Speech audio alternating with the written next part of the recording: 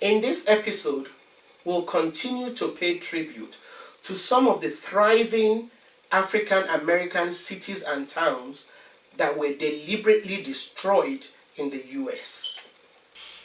Now, what is most troubling about some of these destructions that happened over 100 years ago is that some were sparked by incidents which are eerily similar to the incidents that led to the Black Lives Matter movement. It is shocking to admit that it does not seem that much has changed. In East St. Louis, Illinois, in 1917, a white man in a Ford car decided to go around shooting into black homes. The black residents decided to arm themselves and retaliate by firing on two men who they saw approaching the car of the man who had been taking shots at them. It turned out that the two who they shot and killed were cops.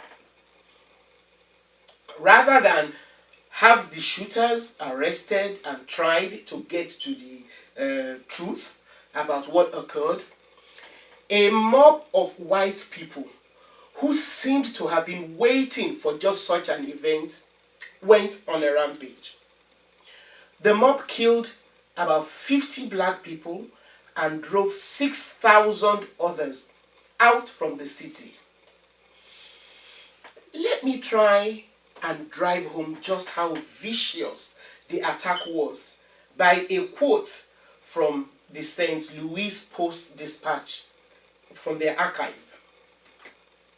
I saw Negro women begging for mercy and pleading that they had harmed no one, set upon by white women of the baser sort, who laughed and answered the coarse sallies of men as they beat the negresses' faces and breasts with fists, stones, and sticks.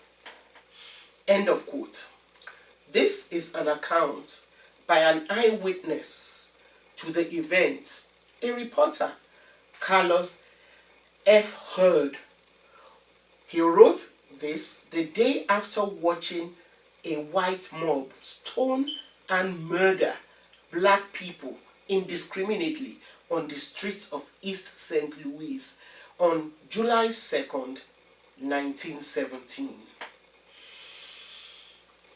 So have you ever wondered why there are so many sundown towns, gray towns, sundowner towns, sundown counties, and sundown suburbs in your state? Well, Corbin, Kentucky, home of the famous Kentucky Fried Chicken, is a good example of how some of these areas came into existence. It is good that the town now says it is committed to changing its demographics.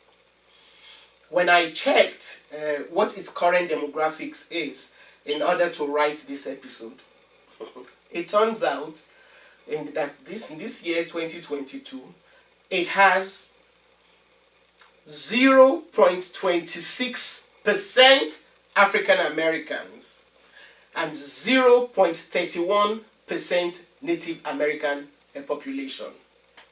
It is not surprising that Corbin is still grappling with its history as a sundown town. On the 30th and 31st of October 1919, they did a thorough job of cleansing their city of all blacks when an armed mob forced out hundreds of black residents. They had to bring in extra rail cars to run the black people out of town. From that date on until recently, they made it clear that black residents simply weren't welcome there. Well, Corbin is just one of thousands of white-only communities throughout the US.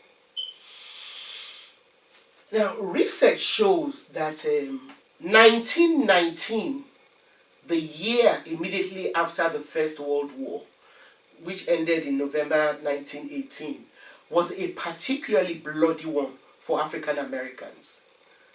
In fact, the summer of 1919 has been described as Red Summer because there were nearly 100 lynchings and dozens of racially charged incidents. We will continue in the next episode, starting with one of the incidents in Chicago. Thanks for watching. Please support us through Patreon and by buying me coffee so we can continue to bring you this series. Subscribe if you've not, and turn on your notification buttons.